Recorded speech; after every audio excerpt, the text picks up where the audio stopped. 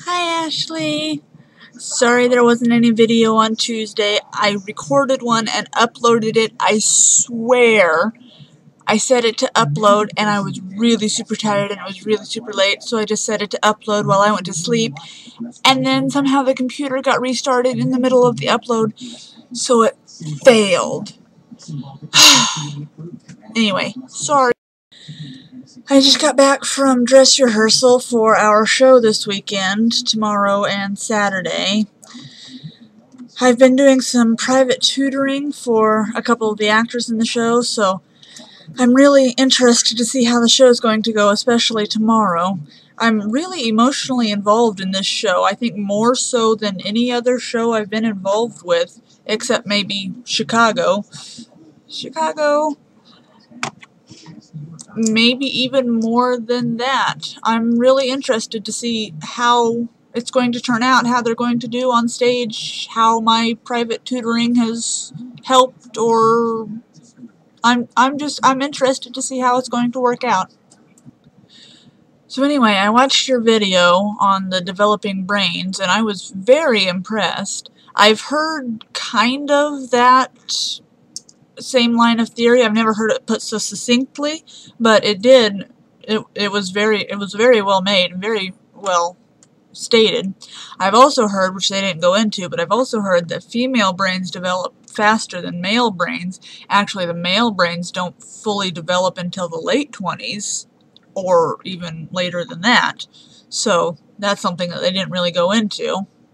I personally don't really relate to what they're talking about, but I don't think that's because they're wrong. I think it's more just because I'm not really a normal person.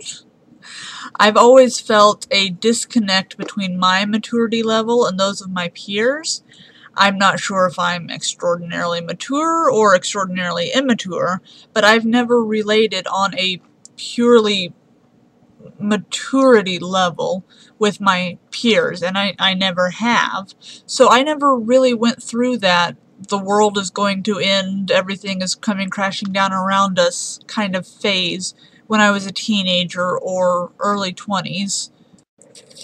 There was one time when I was in college. I don't know really how much of that you heard or were aware of or remember, but I did go through an extremely emotional time when I was in college. I don't think, however, that was necessarily because of the whole developing brain thing.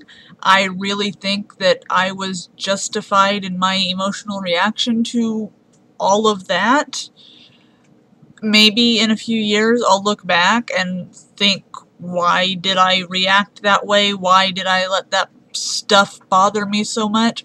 But where I am now in my processes, I really don't think it was that overreacting. I think I was justified in how I reacted to the situation and the events that transpired because of it.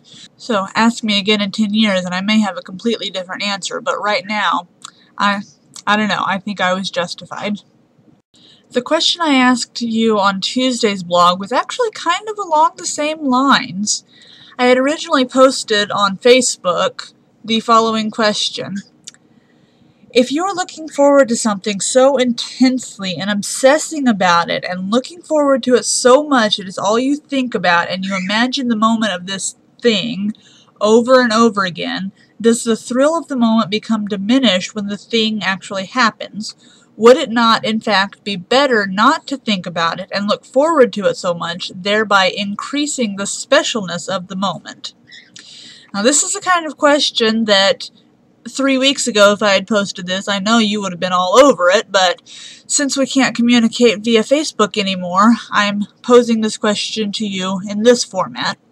One of my friends responded, in order not to think about this moment you fantasize over, you would have to manually diminish its value by applying negative connotations to the moment. If you do this, though, when the moment occurs, the negative connotations take hold and diminish the actual moment.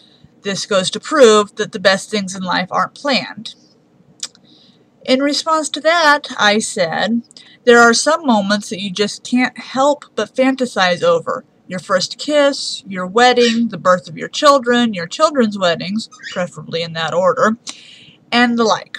Are those moments made any less special because of the planning and scripting of them? And then I posed another question. Once those moments do occur, by reliving them and remembering them over and over again, does the memory become less special and therefore less important? Would the memory not be best served by not remembering it, therefore delegating it to anonymity among the other less important memories? The final comment was, I've done a lot of looking forward and obsessing this year, and in most cases it was something truly wonderful that I looked forward to, and often when it happened, all of my planning and looking forward to went out of my head entirely, and it was even better. So what do you think about this? Are those special moments made any less special because of the obsession and the anticipation and the envisioning of those moments? Or does the anticipation heighten the moment when the moment does occur? By visualizing that moment, does that make you anticipate it more so that you enjoy it more at the time? And the second question, when those do occur, by recalling it over and over and over again, does that memory become commonplace, become ordinary, become just a part of your daily life by recalling it all the time? Would it not be better to save those memories by not recalling them, but then they would be just regular memories that you don't recall, therefore they would fade into anonymity? Am I making any sense?